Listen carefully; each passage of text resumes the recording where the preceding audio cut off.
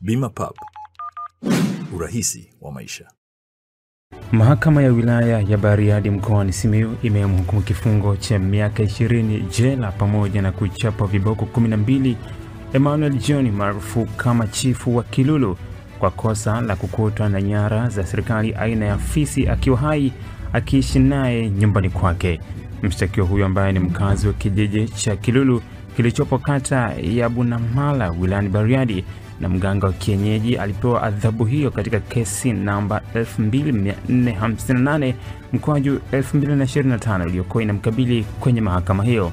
Hukumu hii imetolewa jana na hakimu mkazi mfawidhi wa mahakama hiyo Caroline Kiliwa mara baada ya kuridhishwa na ushahidi uliotolewa na upande wa mashtaka.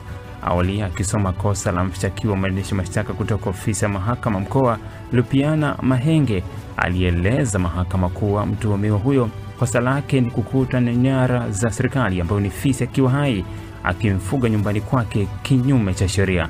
Alisema kuwa Januari mosi mwaka huu katika eneo la kijiji cha Kilulu mtuhumiwa alikamatwa kufuatia jeshi la polisi kupata taarifa kutoka kwa raia wema ambao walitoa taarifa kuhusu mtuhumiwa kuishi na fisi hai ndani kwake. Alieleza kwa mtuhumiwa aliishi na fisi huyo kama mnyama wake wa kufuga kinyume na kifungu cha 86 kifungu kidogo cha pili C na cha 3 cha sheria ya kuhifadhi wanyamapori sura ya 283 kama ilivyofanywa marejeo mwaka 2022.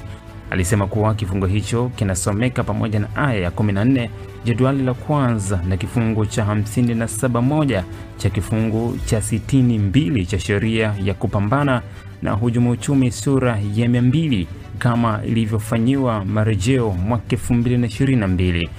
Upande wa mashtaka katika kuthibitisha kosa hilo ulipeleka mahakamani mashahidi 6 ambao walithibitishia mahakama pasina kuacha shaka. Mtuhumiwa alipopewa nafasi ya kujitetea aliomba mahakama imsamehe kwa kuwa anategemewa na familia ya watoto 4 wakiwemo watoto mapacha, ndipo hakimu akatoa adhabu ya kwenda jela miaka 20 na viboko 12 iliyofunzwa kwake na kwa watu wengine. Pastor Ezekiel anaingia Tanzania. Ni siku 3 za ishara, miujiza, maajabu na uponyaji tele na kuliombea taifa la Tanzania.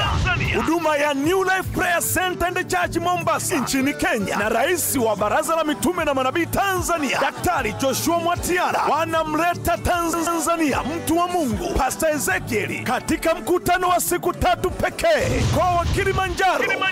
Eneo ni katikati ya Bomang'ombe na Kia, kituo cha Mijohoroni, kuanzia tarehe 14 hadi tarehe 16 mwezi wa 3 2025, kila siku kuanzia saa 2 asubuhi na kuendelea. Wamepona na kufunguliwa wengi. Hauna sababu ya kuteseka tena. Madhabahu ya kifamilia iliyotesa babake babako imekufikia, ivunjwe na nguvu zote. Kwa maelekezo piga simu namba 0774781537. Watu wote mnakaribishwa.